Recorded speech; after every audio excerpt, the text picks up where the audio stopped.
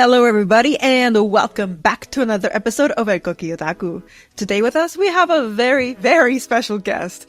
This is a person a lot of our other previous guests have talked about. Like Onyx was saying backstage, we believe we know him without even meeting him just because everybody talks so well about him. Before I introduce him, he voices Prince Ouken in Ranking of Kings, Doc in Radiant, Shu Itsuki from Ensemble Stars, Manabu Takasaki from Nishio, My Ordinary Life, Tengai from My Hero Academia, and as a director, yes, we're gonna definitely talk about all this. We gotta talk about the super interesting and fun Kaiju number 8, Apothecary Diaries, with this beautiful drama and for sure art. Laid Back Camp, Buddy Daddies, Requiem of the Rose King, Dragon Ball Super Broly. The list keeps on going. I can go through an entire mile of list here. So without any further ado, please give it up for Shawn Gann. I didn't direct Dragon Ball Super Broly. I was in it. Just to make that note, just before we get too confused. That was my bad. I just added to the list. I added it to the list. I was like, wait, okay, never mind. But thank you so much, Shawn. Like Kara said, tonight for us, this is like a season finale, guys. It will be another episode next week. I feel like a season finale because after I think almost our last 7 episodes, many people mentioned Shawn Gann. Shawn Gann. Sorry, there is Gann with an S. Shawn Gann. I don't know why at the moment I decided to betray my Spanglish, we always had the right answer. Boom, I screwed up. Shawn Gann. And for all, I feel like we know you already, even that we don't know you yet, but it's because you are the only person responsible for the ADR of many latest Crunchyroll anime hits. ADR director, for those who are not familiar with the term. And not only that, also responsible for the career development or help, better said, of many voice actors that every time they speak about their career, they always mention Shawn's name. So, Shawn, thank you so much for joining us tonight. My pleasure. Thank you. Yeah. Let's break the ice with one of the latest anime hits, Crunchyroll. Surprise for those who doesn't read the news or page, but even surprise or no surprise, it had been a great anime. Talking about Kaiju number 8. For those who doesn't know what is Kaiju number 8, how would you describe the series? Action, comedy, almost shonen driven. It kind of takes from a lot of different source materials. It's very much into the Kaiju genre, big monsters, big guns, lots of acrobatics, dealing with those creatures, a lot of mystery, a lot of suspense. It's really great. It really has a lot of details to it, and it's been pretty big. The marketing campaign for it's been huge. The characters are well beloved. The manga is only a couple of years old, yet it's super, super popular. Toho has picked it up and made the anime out of it. Has reached out to Western kind of like musicians like One Republic and Youngblood to be a part of it. They do the opening and closing. The Kaiju band that performs in it is amazing. They change their music all the time.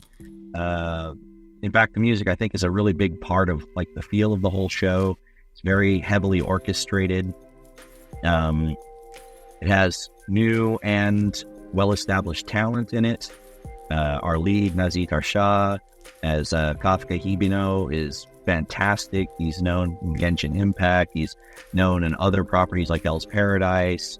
Caitlin Barr, who plays Mina Ashiro, was in Chainsaw Man. Everyone loved her in that. And we have kind of a newcomer, Abigail Blythe, is playing Kikuro Shinomiya. And kind of a fan favorite, Landon McDonald, is playing Hoshina. And we have a whole slew of other people from Ben Stegmar to Howard Wong and Jonas Scott that are all a part of it as well. Celeste Perez, who's also worked in many of my projects. So it's a big cast. They're a lot of fun. And we're really, really excited about the work that we do on it. It releases the exact same time that Japan releases their production. So, we record and keep up with them. And it's just been a lot of fun. It's a combination of One Punch Man, Attack on Titan, other kind of like noir, sort of like action-centric things. It can be made comparisons to many things. Of course, Godzilla. Specifically, the mangaka artist was into Shin Godzilla when he was inspired to write it. He was an Ultraman. So a lot of those pieces all factor into Kaiju number 8. And if you've been keeping up with it, Alejandro Saab is in it as well. Kagi to some people, Sai to other people, and he plays our villain, Kaiju number 9. And we have a lot of surprises coming down the road as each episode comes out. So it's a lot of fun. For those who are kind of new on the anime world, can we say Kaiju, the word Kaiju is equal to Godzilla? Kaiju is equal to like giant monster is essentially what that means. But like Godzilla is referred to as a Kaiju as well. And there are all sorts of different levels that are discovered within it. There's Honju, which is like the medium version, and there's the Yoju, which are like the small, like expended versions of those, and they can even get even bigger as Daikaijus and stuff like that. It just depends. I mean, the lore for Kaiju and monster cinema and monster stories and monster art, especially in Japan, of course, revolves around using the term Kaiju. Because when I first saw this anime, honestly, it reminded me of Pacific Rim.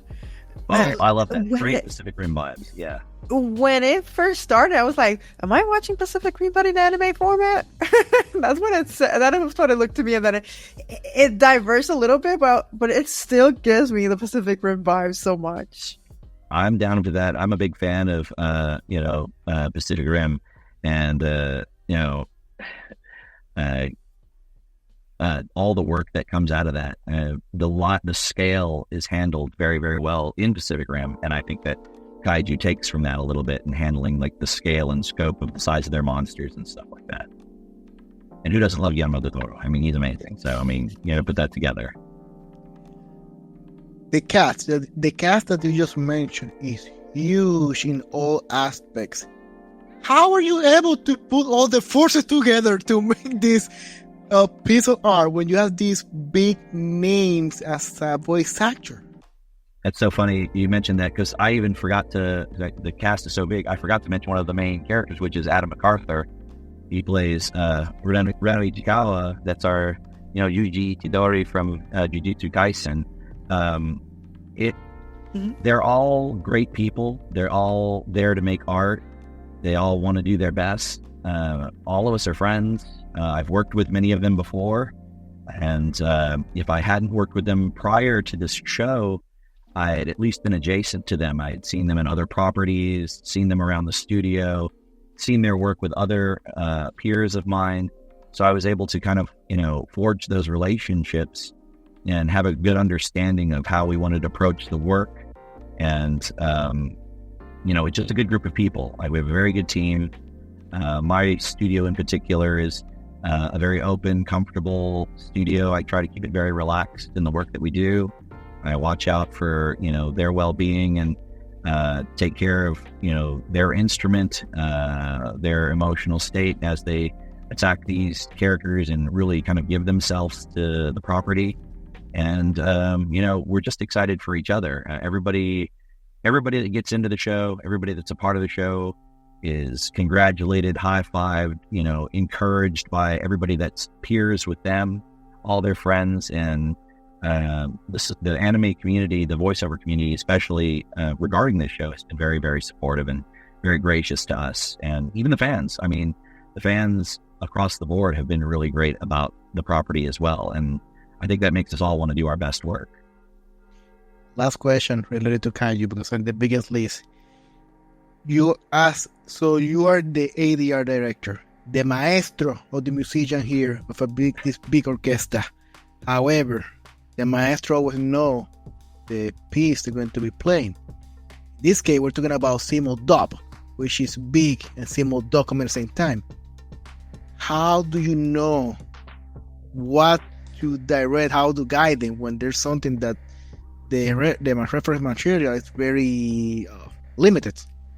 Sure. So I have read all the manga. So I was a fan of it before I took it on.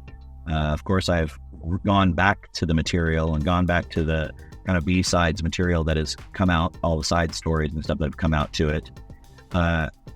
Our partnership as a studio, Crunchyroll, with the licensors and the other studio in Japan has to be close, and there has to be trust there. So we receive a lot of material in advance, even if it's incomplete, even if you're only seeing the animatics, even if you're only seeing print layouts or notations or whatnot.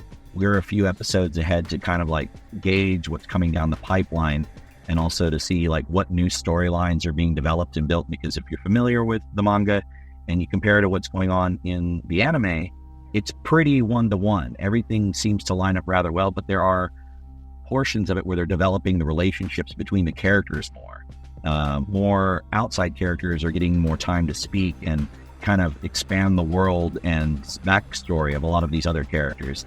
And because of that, we need the materials and kind of like the notes from the studios and licensors in part of this partnership. And of course, it's a very big one because, you know, we're with Toho, we're with X, you know, Twitter, RIP.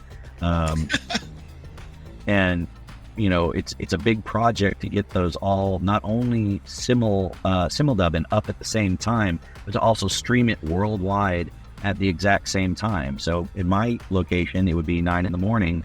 So it's like Saturday morning cartoons all over again for me, right?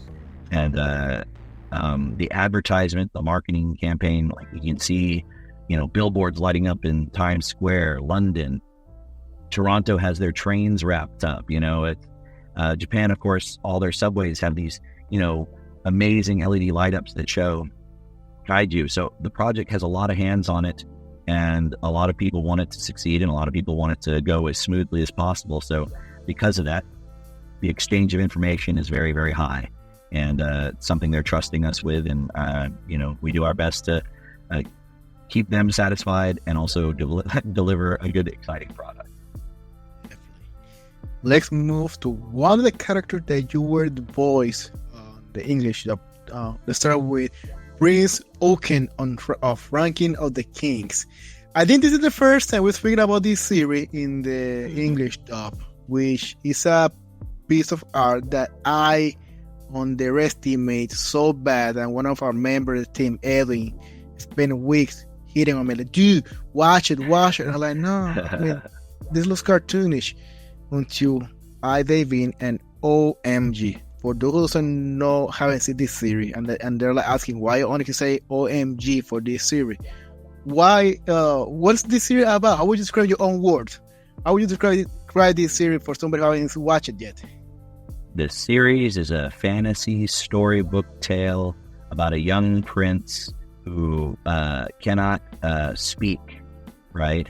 And has to operate in his life and dealing with people mocking him and him being undersized and no one respecting him, and him forging these unique relationships with like shadow beasts and stuff like that. Kaiji, who comes to his aid early on, but who initially robs him, you know.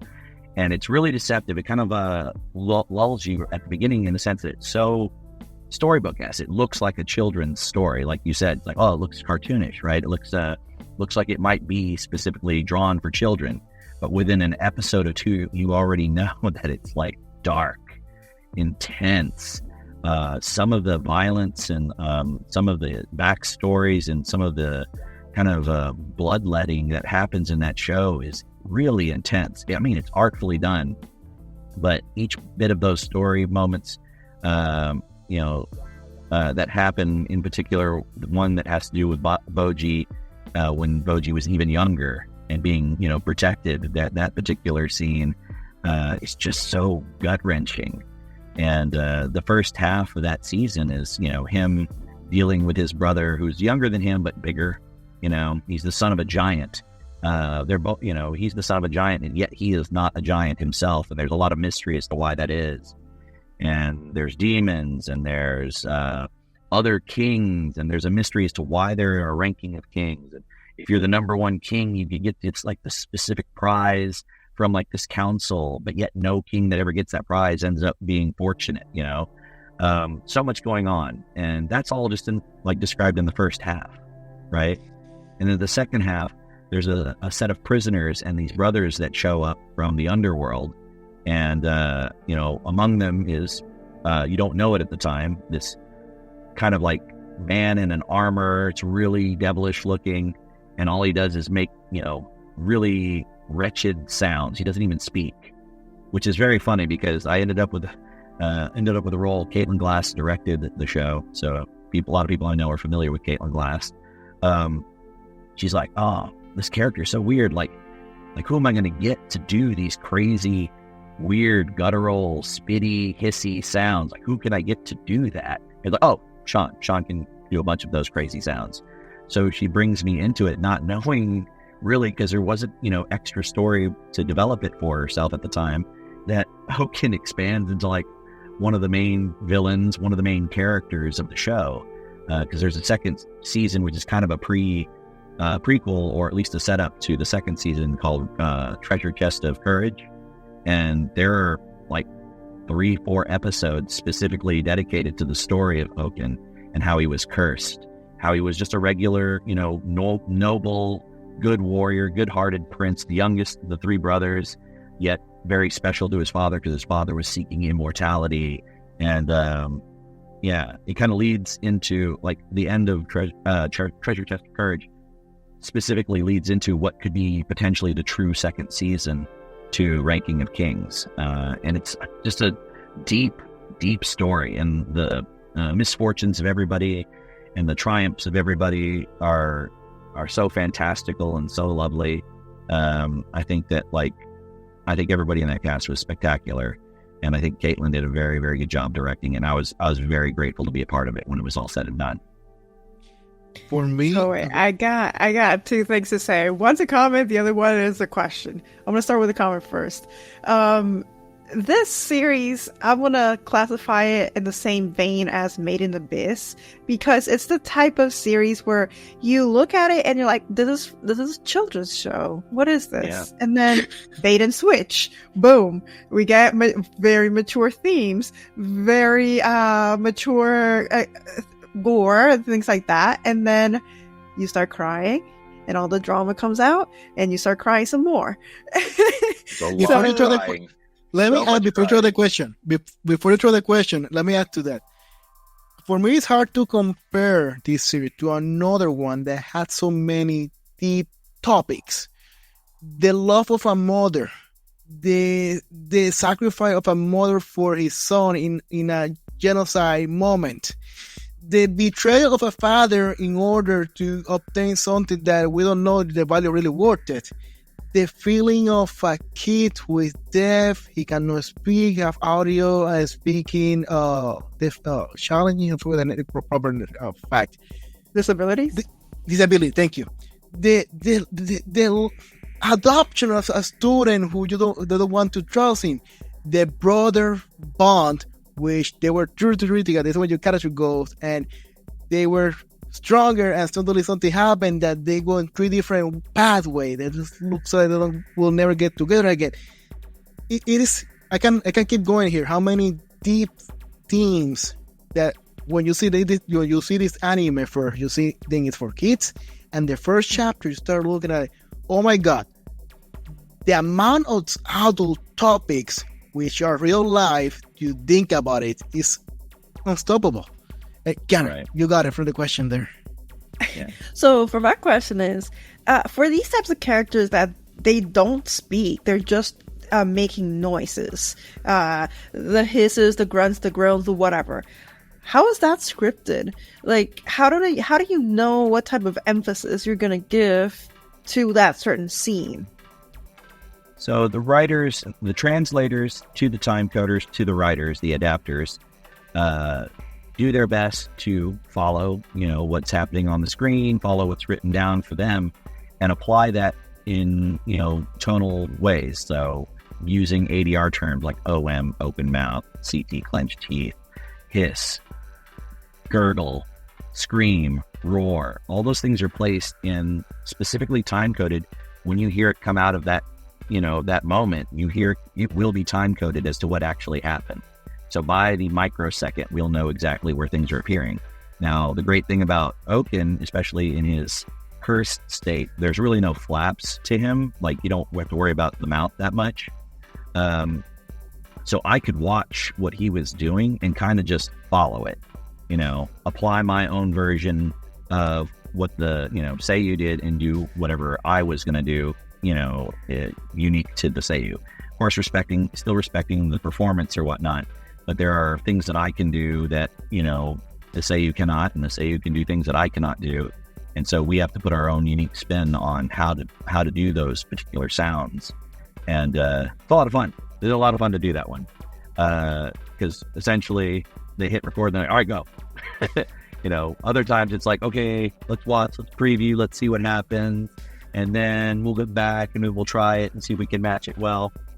This one was like, all right, you make a bunch of terrible sounds and you stab people, please go, enjoy, that sort of thing. So that's kind of how that worked out, because it's really, frankly, it's hard to direct, unless you're, I would say you'd need to be somebody that does that sort of thing. So like a D. Bradley Baker or something like that makes animal sounds, creature sounds. It's very hard to specifically direct somebody who's good at that sort of thing and be like, all right, I need you to do it like this way, this much, pitch it up this way, this much, or reach deep down in your chest to make this particular. No, you just kind of have to let them go, and then you decide for yourself as a director at that point, oh yeah, those are the things I like, I've shaped it. Could you please maybe go back around again and pitch it up here, bring it down here. Like, they start looking at more like colors and tones and stuff like that.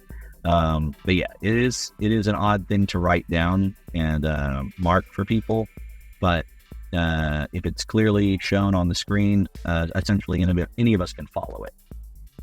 Talking about colors and tones, let me add some poison and toxicity to this series. One of your latest ADR work, which was a piece of art, beautiful in colors, beautiful in drama, beautiful in so many aspects, and a big challenge, as we hear from the voice actor, talking about Apothecary Diaries. A big challenge for me to pronounce that name, Apothecary Diaries, where you were the ADR director. A big Crunchyroll series that was not only a big hit during fall 2023, it was also a continuation of second art during spring of 2024. It's so hard to trace the calendar.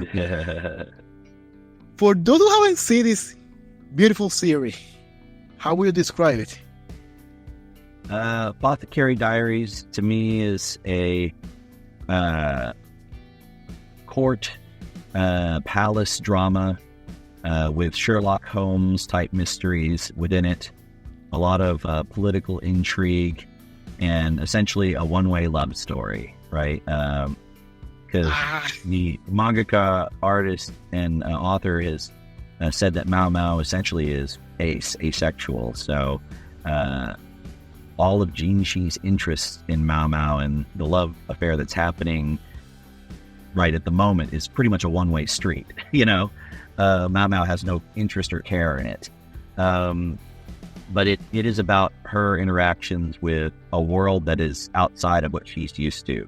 She comes from essentially the entertainment leisure district, acting as an apothecary to her stepfather, who trained her, and taking care of the Verdigris house, and then getting kidnapped and pulled into this, world of rules and pageantry, and then, making those relationships because she's so smart and has kind of like a general knowledge of almost anything, and like being this really weird, fun character. That's another Toho property. Toho is knocking it out of the park lately, at least for me. Apothecary Diaries and Kaiju are really a great back-to-back for me that I loved having. And above all that, it's a Chinese period drama set in no particular period of China, but there are hints as to what it could possibly be, because even the manga artist is like, it's not set in a real place in China with some abstraction of it, right? It's really beautiful. I mean, the colors, the detail work in the background, the animation of the characters, everything about it is stunning. And I had a very good cast for that one as well. You know, I had Keiji Tang as Jin Shi, and I had Emi Lo as Mao Mao. You had Trina Nishimura running through there, Molly Zhang, Alex Hom, Bri Han. It's a very large cast, beautiful characters, and you know, I tried to respect kind of like the language moments in it, the history of it, the time and place of it, where the cultural impact is. So yes, it's tough for me to, and I think it's tough for anybody to, you know, really focus in and hone in on one cultural significant place, especially when you're in a place like America, where it's a melting pot and there's a lot to offer for everybody, and you want everybody to have their opportunities. But I felt like, at least in certain roles, certain anchor positions of that show, I needed to have people of Chinese lineage in place to really help us out, help me out in particular. To have Emmy and KG and Molly, especially in the positions that they were in, and Bree, I was able to, you know, not master, but at least through them, master the pronunciation of a lot of the names, a lot of the details of China. Emmy Lo built an entire pronunciation guide with me, and we recorded everything that she did. It was a placeholder for everybody in the show. A lot of the actors, their families are from China, so you know, they have deep history and deep tie-ins with the country. So I wanted to honor that as much as possible, and I think that came through. And I think that we did, you know, the best with what we could as far as honoring that, and of course still creating opportunities and bringing out a rich and diverse cast on top of that. One of the voice actors that gave us awareness of that level of detail and cautious of maintaining all the Chinese pronunciation, all the dedication of it, it was Giovanni Cruz, which I think was the first voice actor that we interviewed part of the English dubcast. And for us, it was shocking when she said, I mean, not exactly the word, but she mentioned that for her it was a challenging series because the team was keeping so much careful in the Chinese enunciation and words and culture that they wanted to make a product that was English dub, but that never lost the sense that is happening in China. That's Chinese time. And for all was like a mind blowing that it was happening in the backstage here. And now when I was about to throw the question, and when you mentioned, like, yep, that's exactly what Giovanni was mentioning, the details. So that challenge, what drove you to embrace that challenge? Because I feel like that's not something that everybody will assume automatically.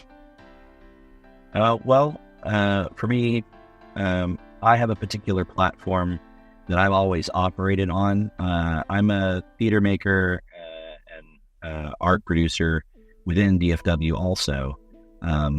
I have a particular Shakespearean company, in fact, called Altered Shakespeare, that deals with providing Shakespeare to all sorts of different demographics, very BIPOC, queer, and accessibility needs centric kind of company. And my initial partnership with Funimation was through a little known anime called Horimiya, as far as like casting and bringing in a diverse group of people to be a part of it. They wanted to do a diversity outreach. They wanted to make sure that Funimation expanded their talent pool. And so they made it a project in something like Horimiya to show that, hey, it's a slice of life high school show. It doesn't have to be the same stable of particular actors that have always done it, because slice of life high school, for especially, let's just say America, because that's where we're representing, a school in America is going to have, you know, Black, Puerto Rican, Mexican, you know, all sorts of Asian voices, and amongst the Eurocentric voices, right? They're all in there.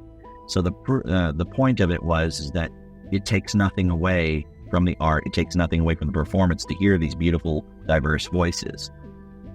Since that, I decided I liked the idea of casting and the idea of directing projects for anime and for those kinds of projects. I love the collaboration. So ongoing, when I joined with Funimation, which is now Crunchyroll, my first project was Requiem of the Rose King, very queer-centric. I can get into details a little bit more about that later if you'd like, but I always keep in mind whether the show specifically has some sort of direction for it, to always keep the pool open, always address my own subconscious bias about what a voice should sound like, what a character should sound like. I don't hear something and I hear, that needs to be this particular lead band type voice. I stop myself and I think to myself, like, well, why does it have to be that voice? Or, why can't it sound this way? Well, especially when I'm listening to a lot of auditions, because I do hear a lot of auditions. If I put out for auditions for a specific show, I'm guaranteed something over 1,000 submissions. And within that 1,000 submissions are a wide variety of voices from different backgrounds and cultures and different accents and different ways of approaching things, and whose values can be applied differently and still communicate the same story, right? So I try to keep that in mind every time I'm casting. Apothecary Diaries becomes a little clearer to me because it is Chinese-centric. It's all right there for you, right? There's emperors, there's concubines, they're naming Chinese foods, Chinese drinks, they're wearing Chinese garb. And I know there's been lots of Chinese anime, donghua, all that sort of thing, those types of things that have been out there. And however any artist or director or group wants to approach that, honestly, is their business. I wish always that the opportunity to represent is in place, but sometimes that's not the case. Sometimes you have to fight for that sort of thing, and sometimes it's not a consideration. Sometimes it's I just want to put together the best set of actors that I can get in my mind and put them into the character. But for me, I always take that into consideration. What are the background of these characters? Does it mean something? Would it mean something for someone that represents that same background to be a part of it, for them to relate that story and be able to share that with the world? And not only the world, share that with their family, who maybe, when they told them they wanted to be an artist or a voice actor or any kind of, performer, that, mom, dad, I will be, a Filipino actor in anime, and I will play Filipino characters one day, I swear. To have that opportunity for somebody means a lot, not just to me, being a person of color, being from the Philippines, and coming into this country and seeking out all the opportunities I can. It helps lift everyone else up. And I think that's always my goal. My ultimate goal is justice. I operate on a platform of justice. I want an equal playing field, but the playing field is not equal. So we need to do things, in our power to help drive it that way. And, that's just the stuff I take into consideration whenever I do cast. It doesn't mean I limit who can be in my show. There are obviously a lot of, cis white people in my show. There are a lot of Eurocentric people in my shows. But I always consider, the weight of where they're at, and what it could possibly mean. I haven't had the honor yet to meet Caitlin Glass. However, many people describe her that she have a big philosophy like yours. Can I say that you guys share that mission, the voice actor industry? I believe so. Yeah, you could say that. So let me ask, and I'm breaking the script already, but whatever. So there's anything in the voice acting industry that need to happen, and we're just talking theoretically, it's kind of political or theoretically political in the industry, that need to happen to open the door more for new generation, more diversity to make it to the industry, to the game? I think some of it's happening already. Personally, if you want to stay in the sphere of anime, Crunchyroll obviously is the biggest distributor and maker of dubs, right, in the US. You could look to other companies like Bang Zoom, Sound Cadence, Studio Nano, stuff that Netflix does, right? Disney's even jumped on that train. But Crunchyroll in particular is the largest one to do that. And I think that it starts with looking inward. On our floor, we have 12 directors, right? All of us operate and do 2 shows at a time average every week, so we have 2 shows per season. So that's a lot of opportunities for performers. It's a lot of opportunities for people to learn and be a part of something like that. A lot of engineers, a lot of writers. I mean, the work spreads out all over the place. If you go by what our floor used to look like, back in the early days of Funimation, you have like Chris Sabat, Eric Bale, even entering later into the sphere, Caitlin Glass, Chris Bevins, and you had a very white floor as far as directors are concerned. Now you have someone like me, you have someone like Lee George, you have someone like Emily Fajardo, Michelle Rojas has been assisting, and she has her own. They have their own company.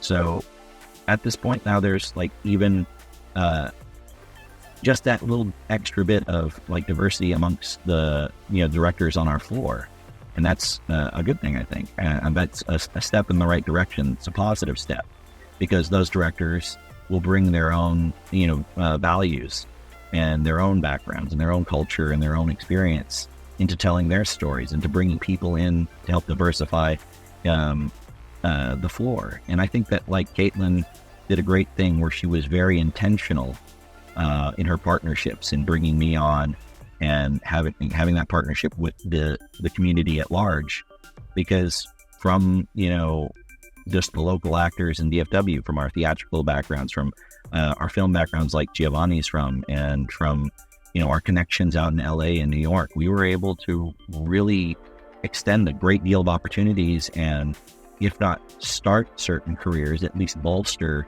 certain careers that were on the rise and looking to get that next jump up. And a lot of those people have taken those opportunities by the reins and are really showing up in this world, right? Dino Robinson is an amazing performer. He does so many good things. And Alejandro Saab, who's the lead in that show, he a lot of people knew him as a YouTuber, VTuber beforehand, but he's always been a voice actor with us. And it's been in the last few years that his kind of his star has risen as far as like him in the community, right? He got a great following. Anaris Quinones, I mean, just the list goes on of like the kind of people that were brought onto that show. And intentional steps like that are what makes those changes happen, right? You have to be intentional about it. And I think lately we've done a very good job of taking those steps and maintaining kind of that momentum. Now other studios can do that too. Other studios can make those intentional choices, and or they cannot, and that's fine. Even with the changes that we've made, I essentially believe 90% of the industry operates the same way it always has. It's just a matter of creating those opportunities and those small ripple effects, because they will pay it forward and they will uplift the rest of the community and they will bring people on. So it may not feel like the things are happening, maybe especially not as fast as people want them to, but I do think the little changes are happening that compound into something bigger. Let's talk now about Shawn.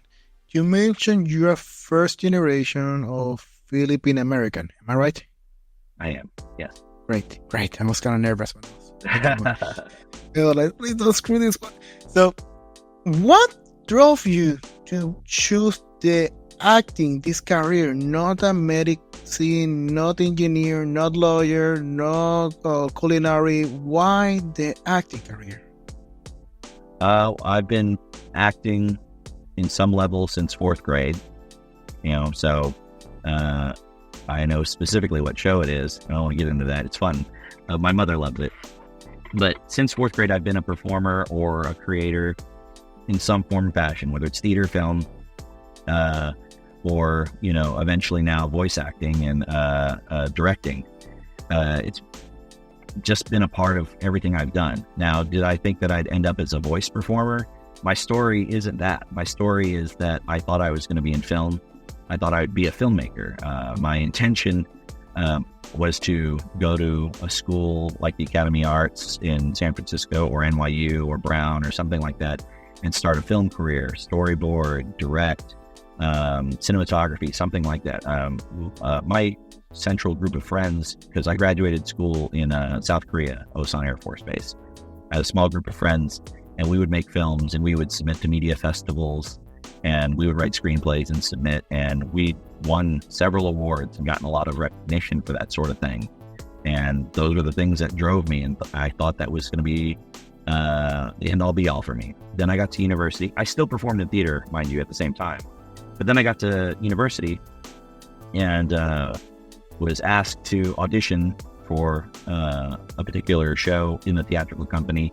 And once I did that, it just kind of kept happening, right? I did one show in the fall, then I immediately picked up the next show, and then I immediately got the next show after that, and then after that, and then I was directing for theater. And then my goal at that point, because I fell back in love with theater, was to end up in Chicago, New York, London, somewhere where I could tour and perform on stage my entire life. Then I got married and I couldn't travel all the time for theater anymore. That was asking a lot of a relationship. And I had done some voiceover work starting in 2006 with Funimation, but I never really took it seriously because I thought I was going to be a theatrical performer. And around 2013, after I'd kind of taken a hiatus from art in general, I revisited my relationship to art, and I decided that any opportunity that presented itself that allowed me to make and create would be something that I would grab onto. And my relationships led to voiceover and theater, and then combining the two, and then being a director and a casting director for Crunchyroll kind of is the best of both worlds for me. I get to collaborate with a lot of different actors. I have an engineer who you can essentially look at as somebody that's like a production manager or a stage manager to me. I have producers that I operate with, writers that I interact with. And so kind of like the best of all the worlds that I've worked in, kind of like, just kind of converged in one spot. And somehow, some way, at the age of 40, I ended up becoming a full-time director. I'm now 43. I've been doing Crunchyroll full-time for 3 years. So late stage career change for me, right? I'd always done performance, and I'd always done the acting part of it, and always kind of juggled it with daytime jobs and remote work and stuff like that, or touring. Now I'm in one spot. I still perform in theater. I still, run with many companies in DFW. I'm a company member for many places, but this is my life now. This is what I think I will always do. I love this very, very much. I find every season to be very, very exciting. The stories, even if it's one that's not Kaiju no Raid or Apothecary Diaries, even if it's something that's like one of 50 different isekai, I can find something to love in those stories and create the best pop product that can come from it. And I think that's something that benefits me and suits me well when I'm making these things, because even if you hand me a piece of property that nobody's going to watch, I will still love it, and I will still put my best effort into it. That's the only way I can operate. If I do it, if I felt like I could do it another way, I probably wouldn't be doing this job. Awesome. Thanks for sharing that. Yeah. Let's go back to the anime world when you were one of the voice actors. And I'm going to choose this one, which I never seen it before, but I know it's about fighting with everything you have and giving everything you can. Talking about Radiant, where you had one of the main character role of Duck. For those who haven't seen this series, like me, how would you describe it? Like, in your own words, which is the best way you can sell it to me to watch it, to add it tonight to the watch list? Well, it's one of the most unique shonens you're ever going to see, right? It's a mantra. It's written by Tony Valen. He is a Portuguese, French, European who was the first to ever be adopted from Europe into a Japanese studio. So the story that he tells has a lot of Eurocentric influences, along with his passion and love for the Japanese art form, right? You have these things that curse, sorcerers within this world. It is a bunch of sorcerers and magic. You have xenophobia, oppression, dealing with basically the sorcerers being untouchables. It covers a lot of kind of like Eurocentric folklore. You get like a lot of the Grendels and like the Witches of the Woods sort of feel of the story. And it follows this young hero Seth, who's a cursed individual and is having to kind of fight his way in this world. And even though a lot of the stories started in 2010, 2011, a lot of the things and thematics of it, especially in the first season, really started lining up with like some of the tumult that was happening from like 2016 on, right? All the crazy political drama, it all seemed to line up really, really eerily well. And it's funny. Chris Ramirez plays Seth. He's our lead, and that was like kind of a breakout for him. Melly, who is like the secondary lead / love interest, is played by Kate Glass. I'm right there as Doc, right beside them, and it's just us kind of navigating this huge, expansive world of like sorcerers, dormitors, Inquisition type places, and dealing with towns that have a lot of violence within it, and dealing with like the division of the poor and the rich, and military fascism, and it's really just an expansive world. And both seasons had like 25 plus episodes that are out. Great storytelling, great love stories, great friendships are built in it. It's so bright, so it pops. I don't want to give too much away. My character in particular doesn't even know he's cursed until midway. I'm a cursed character too, and I mentioned it earlier before we started doing this, but he starts as a middle-aged man and dies and becomes a baby. He bursts out of himself like Alien as a baby, and he still talks, still has all his memories, still has his attitude. And he grows into like a kid and then a teenage version of himself. And at some point he's like turned into a very, very old man. And then he's brought back to being a kid. And then at some point he takes on like the armor of legend and like has to deal with all the heroes of the past are in the armor with him. It's like so much for Doc to go through, and he's a lot of fun. And the voice changes too, like from aging down to aging up, and to being in like a fantasy armor. So as a particular character exercise, Doc was a lot of fun for me too. He's probably my most favorite character that I've ever played.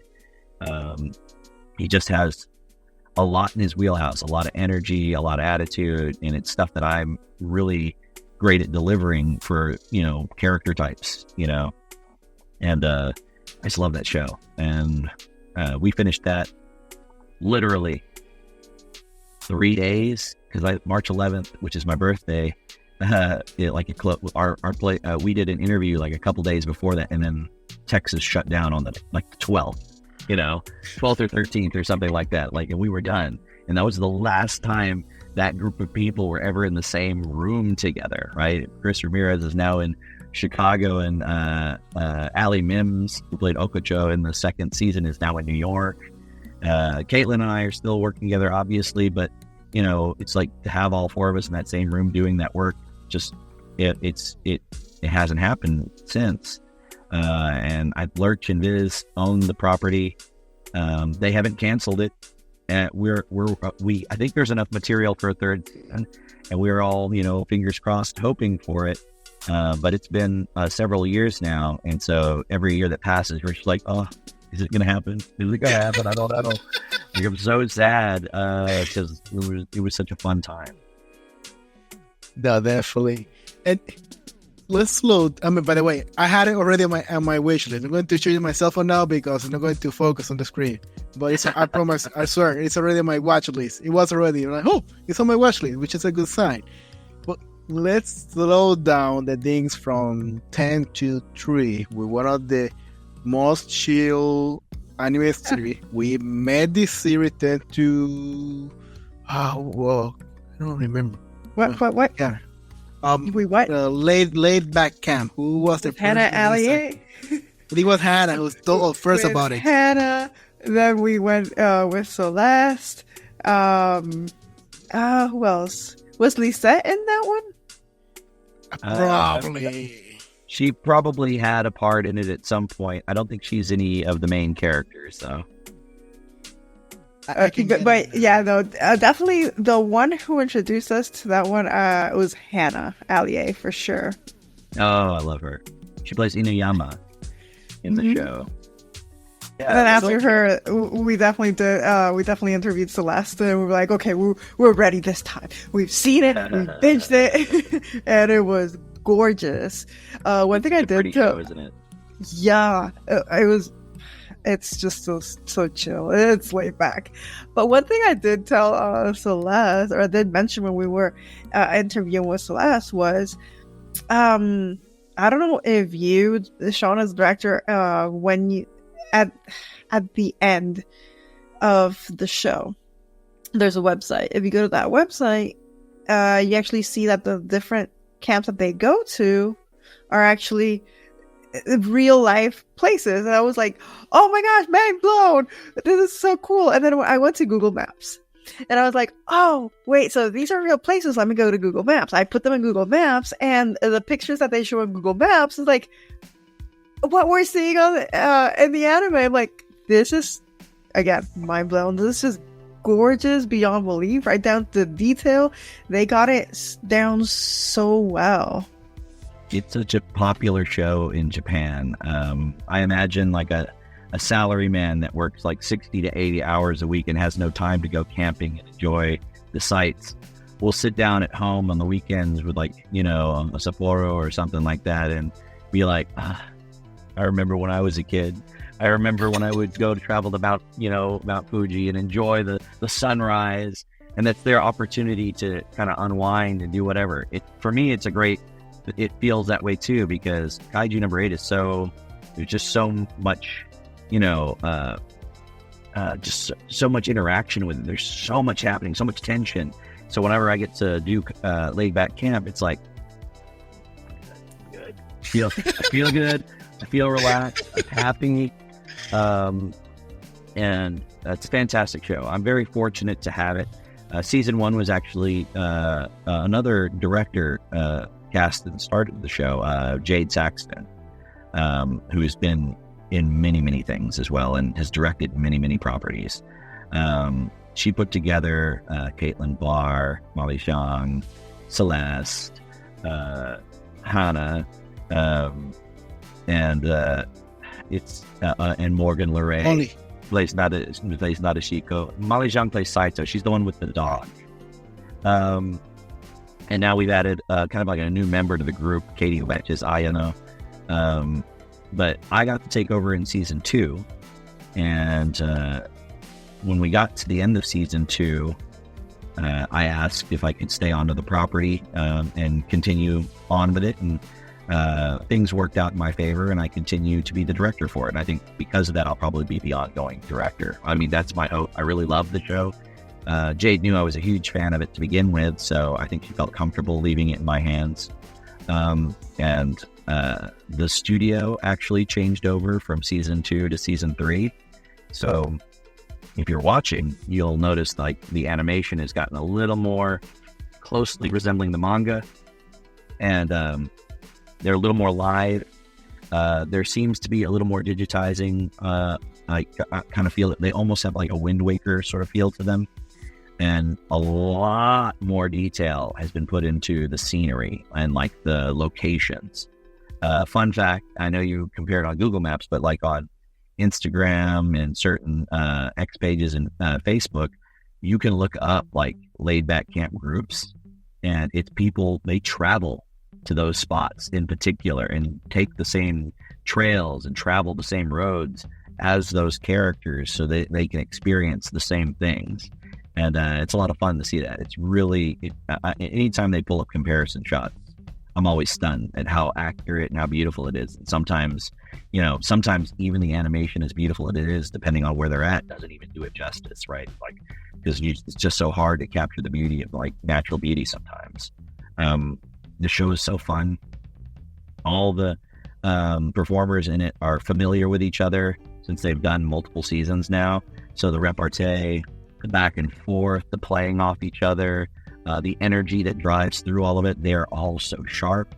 It's one of the easiest things in the world to direct because they know the show so well. I know the show so well, and we trust each other to, to honor the characters that we've developed. And we really just enjoy the time and ability to play that we're given for that show. Yeah, and I had to confess, I was a non-believer. I had it show up everywhere that I need to watch it or recommendation. I was ignoring it so bad. I don't know why. And until finally Hannah, when we were interviewing Hannah, she mentioned, hey, this is your series to relax. You come back from home tired and you just need a few minutes to unplug the cable and rest and reset and calm. This is your series. And I'm like, what she means with that? Anime like that? It's kind of weird to find. And right. Yeah, because anime usually is action, hype, and more hyper. And suddenly going something like this, but popular, I'm like, something. Yeah. I'm not capturing something here. The Western audience has kind of picked up on it, but it's always been super popular in Japan. It's always highly rated, and all, it's because they understand. It's like, it's like watching a kind of a low-down show here that shows, rivers and, True West stuff. It's kind of like just a genre that like really kind of resonates kind of with that culture, with that respect for cleanliness and respect for nature and the feeling of nostalgia and sentimentality and like, recapturing youth and remembering the good times you had when you were younger and your ability to, kind of like go out and be a part of nature. That really plays strong in that show. And I'm a big fan of slice of life in general. Horimiya was slice of life, high school. And there's another show out called Bartender, Glass of God. It's going to be dubbed. A cocktail. I don't know if it's gonna be dubbed. I don't. I want it to be dubbed. I would be the first one in line to be like, please, like, give me this show. I would kill it. I would love it. I have an appreciation for all spirits, and I also like slice of life. So, if they dub it, I will be in line for it. There's another one that's very similar to Laid Back Cat Call, and you might have seen it nominated at the Anime Awards. It's called DIY, Do It Yourself. Yes. I think that's animated beautifully. I think the characters are awesome, and it's about a group of school kids that are building a tree house, and that is the ultimate goal, and I love it. I think it is amazing, and I want to dub it so bad. I don't know if and when that'll happen, but that's another one of those shows that I'll be like, yes, please put me in the front. I'm trying to remember. That show, I'm gonna say, that's just a little parenthesis here. That show, I was surprised because Onyx was watching it in Spanish. And I'm like, wait, is it not in English? And he's like, no, it's just Spanish and Japanese, and that's it. They haven't yet dubbed it. And now you're saying that, I'm like, okay, why haven't they dubbed it yet? I know, and there's an English-speaking character in the show. The little blonde girl is from America, and she speaks in English, and mixes it with the Japanese a lot. So I always like that too, because I like to be able to play with language in that sense. So you have this English speaker that shows up. Do I don't know, make her speak Spanish, or do I make her just have this crazy accent that like makes her incomprehensible to everybody? I'm not sure. Because you got to make it where she's speaking Japanese and English, but like they have also trouble understanding both. I've seen a couple of dubs in which that's happened. They speak another language, and for some reason, English, they'll default to German. Like, okay, Well, whatever she's speaking, German's a whatever fun one. yeah, whatever they're speaking, they'll just do German, and then in Spanish they'll do English, in Japanese they'll do English. So I'm like, ugh, what is going on? That's a inspired choice. Sometimes it works out, sometimes it doesn't. It just depends on the character, I guess. You know?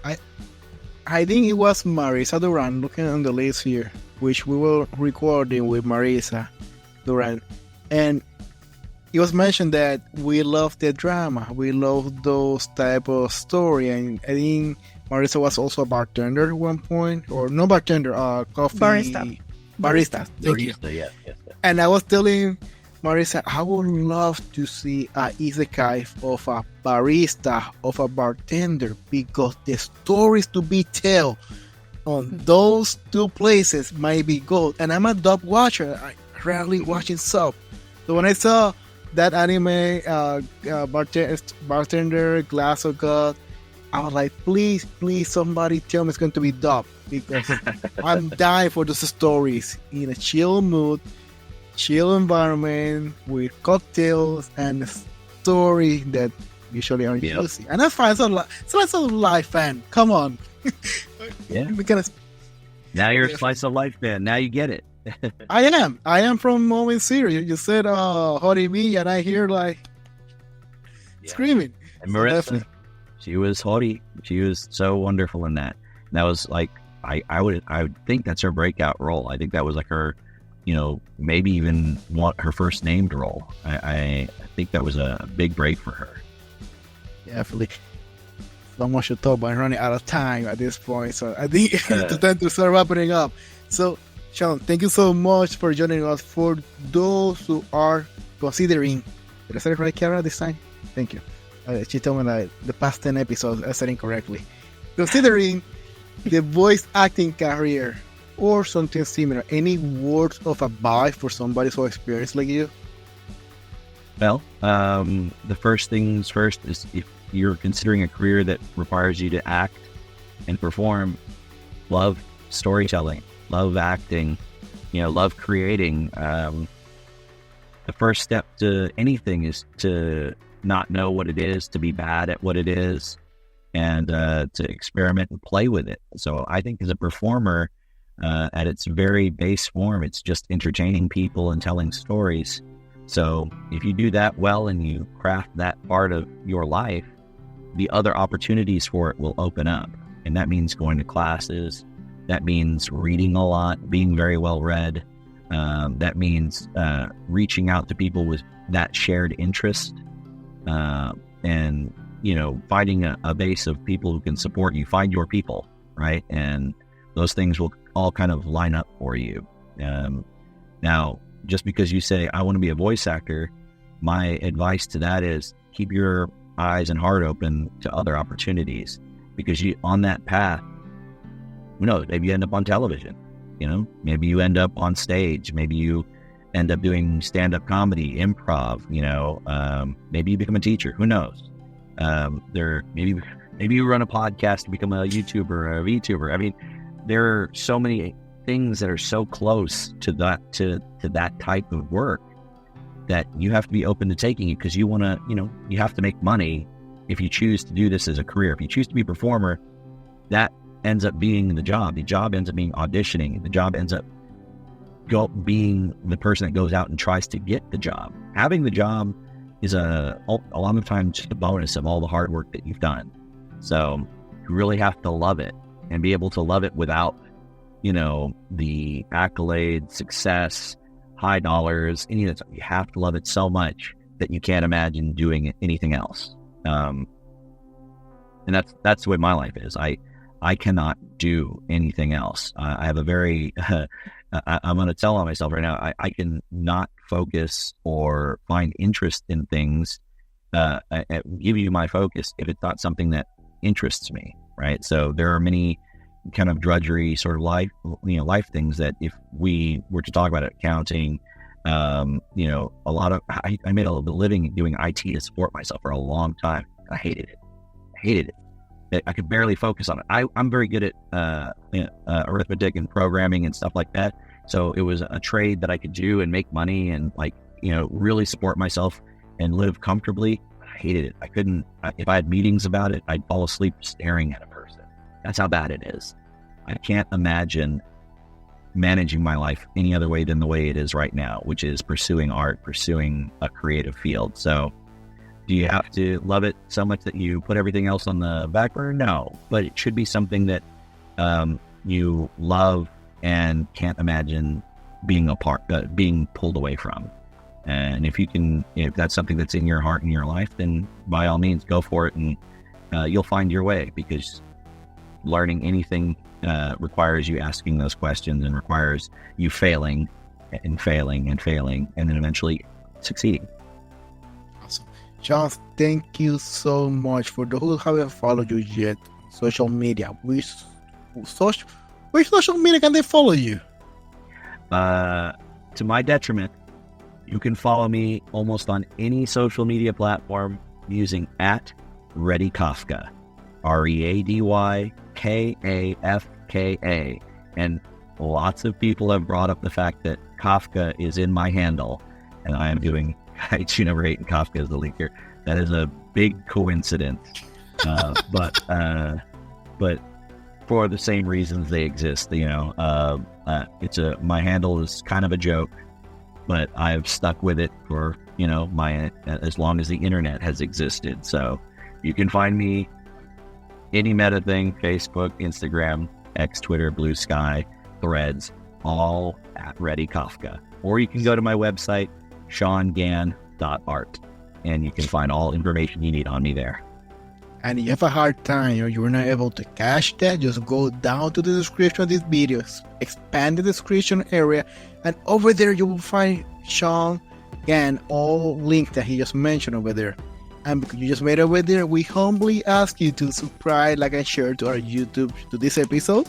First, like, and subscribe to YouTube, Koki Otaku YouTube channel, and feel free to follow us in all our platforms too, all the ones that Shawn mentioned too. Or just go to Google and type Koki Otaku, and you will find the latest news, where we are, any event we might be in a convention next to you. Who knows where we're going to be tomorrow. And also, you're a fan of Formula 1 and you want to know what's a Formula 1? Is it a gasoline? That's a sport? Is that a mathematical equation?